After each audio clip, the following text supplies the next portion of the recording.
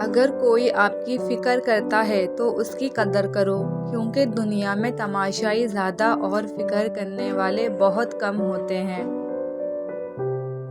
نماز کی فکر اپنے اوپر فرض کر لو، خدا کی قسم دنیا کی فکر سے آزاد ہو جاؤ گے اور کامیابی تمہارے قدم چومے گی۔ ہمیشہ سمجھوتا کرنا سیکھو، کیونکہ تھوڑا سا جھک جانا کسی رشتے کو ہمیشہ کے لیے توڑنے سے بہتر ہے۔ دل اس سے نہیں لگانا جسے اپنے حسن پر غرور ہو، دل اس سے لگانا جسے محبت سمجھنے کا شعور ہو۔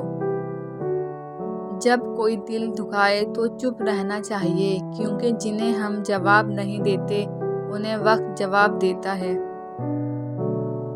قدر کرنی ہے تو زندگی میں کرو، چہرے سے کفن اٹھاتے وقت تو نفرت کرنے والے بھی رو پڑتے ہیں۔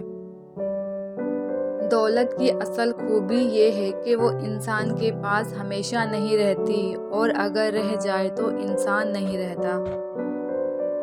گہری باتیں سمجھنے کے لیے گہرا ہونا پڑتا ہے، اور گہرے ہونے کے لیے گہری چوٹیں کھانی پڑتی ہیں۔ غصہ ایک بھڑکتی ہوئی آگ ہے، جو پی گیا اس نے آگ بجھا دی، اور جو ضبط نہ کر سکا وہ اس میں جل گیا۔ جب نیت میں کھوٹ آ جائے تو پھر یہ تینوں چیزیں راستہ بدل دیتی ہیں: مال، رزق، محبت۔